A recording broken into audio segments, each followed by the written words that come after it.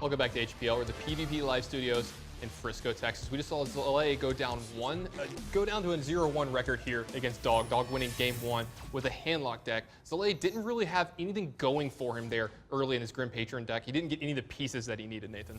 Yeah, and then the other thing too is that we've heard a lot of professionals say it in the past. Handlock, a very strong deck versus what Grim Patron is trying to do exactly, and we saw it in that game. Are we going to see it in game 2, or they changed it up a little bit? That's the HPL format. They can change anything they want, but game 2, Dog versus Zalae is getting underway right now.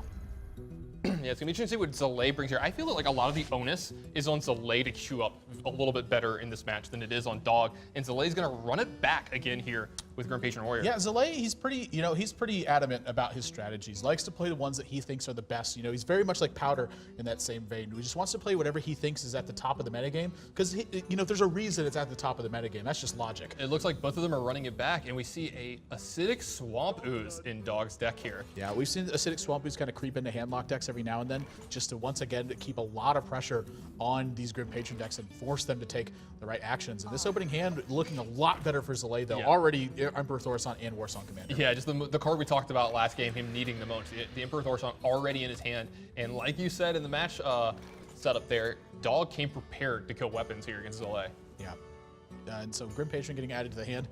Not a ton of early action. Would love to have something like an Acolyte to stick behind this, or maybe some Gnomish Inventors, pretty much anything to keep drawing cards. But you know what? If you draw the cards naturally, you don't need to draw any extra cards. Expert analysis there. But yeah, I mean, you're going to see him actually just armor up here. He's not going to use the Unstable Gold until he can get a lot of extra value off of it. Just playing it here actually doesn't get him any real value from here. Yeah, I mean, no reason to jam it down the board. And now Twilight Drake going to be the first real threat on the board to start contesting things. And I'm curious if we're going to see Dog take the same direction. Is he fearful of something like Shield Slam? Like for instance, Nyria played Shield Block and Shield Maiden in his Grim Patron deck along with Shield Slam. We've seen people be mixing in Shield Blocks with Shield Slams in some of the Grim Patron decks. Is he concerned with killing the Armorsmith in this position, or is he concerned with shredding away Zalae's armor? I don't think he's worried about shredding away Zalae's armor at all. I don't think he needs to worry about anything like Shield Slam, Shield Block. That is not really in Zalae's range when it comes to this deck. Zalae is more about killing you. With the deck that we saw with that in it, he was more about surviving. He was more a control warrior deck with Grim Patron in it. Yeah, I definitely kind of agree with that too. Whoa! Getting frisky. Well, yeah, getting frisky. Now we're thinking about it. We saw him life tap at the very beginning of the turn. No other options available for him. So to see the life tap quickly, not a surprise there. But now taking his time and very, very much thinking about how the game pans out in each one of these scenarios, where he attacks the Armorsmith and attacks the face, and he's getting aggressive with it. Yeah, and frankly, upstairs. I think this is right. I mean, given the way the board position has worked right now, not necessarily that you think that Shield Block and Shield Slam is going to be in Zalae's range, but to play around something like that and the possibility that Zalae has put that in his deck and try to catch you off guard, I think this is great aggressive play from Dog to realize that damage is so important because of the threat of Shield Slam. Yeah, that's a good point. He is playing around it there. It's a great play from Dog if that is one of the reasons why he made the decision there. But as I said, I don't think Zalae is the kind of person that would have it in his deck. But when you're in this situation, does it really hurt you to play around it? Like, you're really missing out on much? That's exactly what I'm thinking. You might as well. Yeah, there's just really there's not really much of a downside to doing it. None at all. Either way, Zalae's going to be able to activate, execute. How does he actually take advantage of the fact that he has an Armorsmith here? Yeah, and if he has something like Execute and wants to execute this Twilight Drake, then you get in 4 points of damage. He has to run his Armorsmith into your Twilight Drake. Now at this point, I fully expect this to change. Not only is Lotheb coming down and going to be shutting off that potential this turn, but he also doesn't want to put Zalae in a spot necessarily where he can activate Battle Rage very easily. So the fact that he's putting on this Lotheb, get massive pressure on the board, and then looking to move forward from here, this sequencing from Dog has been just picture perfect so far. Yeah, I mean, if he wants to do something like Execute, it's going to take up his entire turn here. Now Zalae doesn't have he has an Emperor Thaurissan in his hand that seems like where he's going to go with this turn. But again, you're feeling a ton of pressure here from Dog. He's already got a Lotheb and a Twilight Drake in his hand, and you saw him be very aggressive in killing you in last game. He turns the corner very quickly with his deck. Yeah, Emperor Thaurissan does, it does have taunt in a lot of matchups, and I certainly think this is one of them. So not only is it the 5/5 body on the board that's going to pull a lot of pressure away from you, but it's also making your hand a lot cheaper. Now the difference is does Zalae believe that's worth it this turn, or does he feel like he needs to do something else in order to win this game?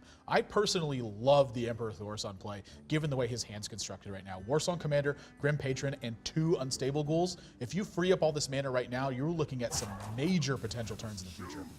Yeah, I mean, if he gets to 8 mana after using this Emperor Thaurissan, he can double Unstable Ghoul with a Warsong Commander, run them into whatever Dog has in play, with a Grim Patron in play and just fill his entire board. Yeah, I think that Emperor Thorson is by far the play here, but does want to evaluate all of his options and move forward. Not only that, but he can kind of see the way these next couple turns are going to unfold, and he wants to think about exactly what he's going to do in those positions as well. So I love the fact that he's really taking his time with his hand, because it's not necessarily this play that's complicated, it's what he does in the future turns that's complicated. Yeah, you've seen that a lot from Zalae in his career with double Acidic Swamp Ooze. Wow. We've seen this a lot from Zalae here in HPL and in his career, even if he's playing super aggressive decks, like say something like Phase Hunter, you see him actually take his time and find creative lines that sometimes you don't see right away that get him extra points and extra little percentage points in games, and that can be a huge when you're playing against someone of dogs like Dog with the stature of just being a top-level pro. Yeah, so Zalae just really got his work cut out for him in this game. Again, no execute so far. He's got no way to take care of this Twilight Drake very efficiently. He needs a little bit of extra time. The big benefit for him is that he hasn't taken a ton of damage in this position. Yeah, I mean, he's just sitting great. I mean, Dog is just sitting great from here, but he has to figure out a way.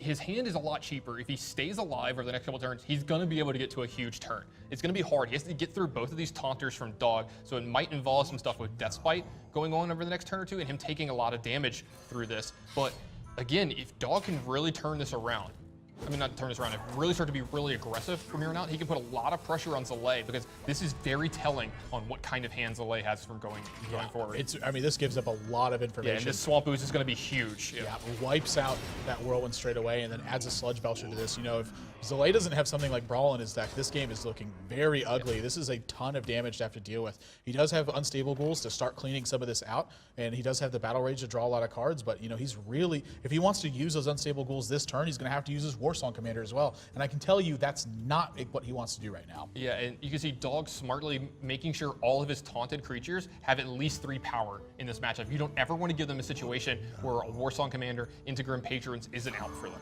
Yeah, well, it's going to be a little bit of an out here. I mean, there's not much he can do to stop it he this just has specific to do this turn. And Zalae's hand, I mean, it's not that he didn't want to do this turn. It's that he'll oftentimes find himself in a position where this board gets swept, and then he doesn't have a ton of gas moving forward. So these card draws off the Battle Rage are going to need to be picture perfect if Zalae is going to end up winning this game. He's getting 4 card draws off this Battle Rage right now. He's going to be able to start running over some of these minions, but not the most comfortable position, I would say, for him. Yeah, the Shadow Flame is going to clean up very nicely here for Dog. Rage, Death Spite, and Acolyte of Pain. I have to say at this point, he's... Oh, and a second Warsong Commander. That's actually really good for him here. He's got another Grim Patron. He's got to feel comfortable with this board position now, and so, you know, able to make his board very, very large in the process. But, you know, the bigger story here is that Dog's actually got ways to deal with this. Yeah, Dog has a Shadow Flame in his hand. Zalae didn't get the last attack in. I don't know if he didn't get the last attack in. He might not have been in. Yeah, or just chose to not attack with it. Keep these Molten Giants at 8 mana. Now that you've killed a Death Spite already, is Dog going to hold on to the second Acidic Swamp Ooze, or is he going to couple that with a Shadow Flame? Because I don't think he necessarily wants to couple a Mountain Giant with a Shadow Flame to take care of this. Yeah, it's his most efficient use of Shadow Flame here is Acidic Swamp Ooze, but we're going to see how he feels he has to go forward from here doing that as well. I mean, his mana is a little tied up this turn. He only has 8. And this would be 6, so he would only get to Dark Bomb or Life Tap here, and you have to believe he would do something like Life Tap, but his life total is getting pretty low if he starts to do that. Yeah, really, at this point when he plays the Mountain Giant, if he Shadow Flames this, I mean, this is a really telling story of how important that Dog thinks Acidic Swamp Ooze is to this strategy. He's looking to shut off potentially another Death Spite and then keep Zalae in a position where he feels uncomfortable doing exactly what he wants to do. So, you know, Acidic Swamp Ooze very highly valued from Dog.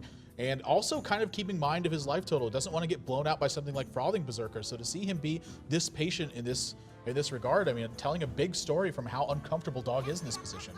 Yeah, I mean, you're seeing a great jostling match back and forth here. Each person just trying to get a good position here in this game and get a leg up, and no one has been able to do it yet. Every time someone gets a foothold on the board, it's been answered by the other player. The first person to really get ahead is going to be, I mean, the first person to really get ahead for a full turn is going to be the one to win. So it's going to be Dr. Boom here from Dog, and he's just praying that Zalae does not have enough damage to end it afterwards. Nope, it is going to be Acidic Swamp Ooze. Well, I mean, he's trying to decide if he wants to use Acidic Swamp Ooze before or after Dr. Boom. That's actually a really good point, but it looks like he's going to go with Sludge Belcher instead and keep this board cleared up. Dark Bomb even going to clear up this Gnomish Inventor. So trying to do everything he can to protect himself from these big burst turns, but with Execute in hand, I mean, is this enough from Zalae to actually end this game? 5, 6, 7, 8. No, I don't think he has enough this turn. Doesn't have an adequate whirlwind effect, it looks like. All the mana pressure coming in. It would be 3, 5, 6. Yeah, he could go Warsong Commander, play Grim Patron, play... He's got 10 mana, so I mean he can Warsong Commander, Grim Patron, and Unstable Goal. Actually, Yeah, I think this might be enough. He's got Inner Rage, he's got Slam. He wants to do that as well.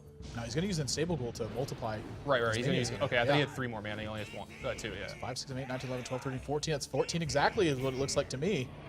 So yeah, Unstable Goal going to run in there. Whirlwind effect going to happen.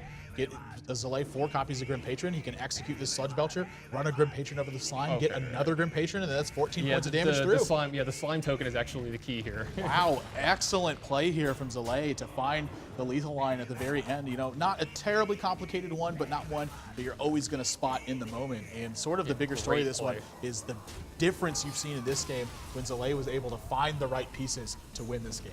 Yeah, and Zalae evens up the match here with Dog 1-1. What a great play by Zalae here, using that Sludge Belcher against him there at the end, leaving behind that little slime token. It ended up being just enough to get into all 14 there in the last turn. Yeah, we've seen Sludge Belcher be a big problem for certain kinds of decks, but for the Grim Patron, it doesn't seem like it's that hard for it to chew through. You know, something like an Execute to get through the first half of the body, and then Grim Patron's multiplying off of the second half of Sludge Belcher. That's, you know, oftentimes can be a liability in this match, and the big one is that he went for that damage turn, set Dog to an uncomfortable position, and then had enough to follow up on that and keep things done, despite the fact that both of his Death's Bite got Acidic Swamp Ooze that game. Zalae was able to win this one. Yeah, the Sludge Belcher matches up really well for the Grim Patron Warrior player when they have the Death's Bite. What they can do is they can play a Grim Patron, attack the Sludge Belcher with the Death's Bite, killing the front half of it, getting an extra Grim Patron, and then start running them into the slimes that are left over and really make their entire board giant. If they have something like Warsong Commander with it as well, they can really go off from there. So you're not always safe having a 3-power taunter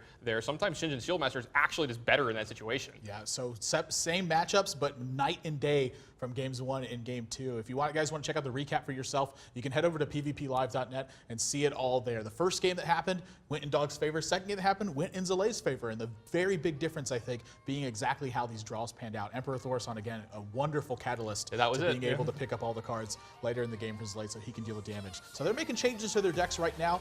When we come back, though, Game 3 is going to be getting underway, and one of these guys is going to be off to a 2-1 lead in this series. Don't go anywhere, guys. You're watching Hearthstone on PvP Live.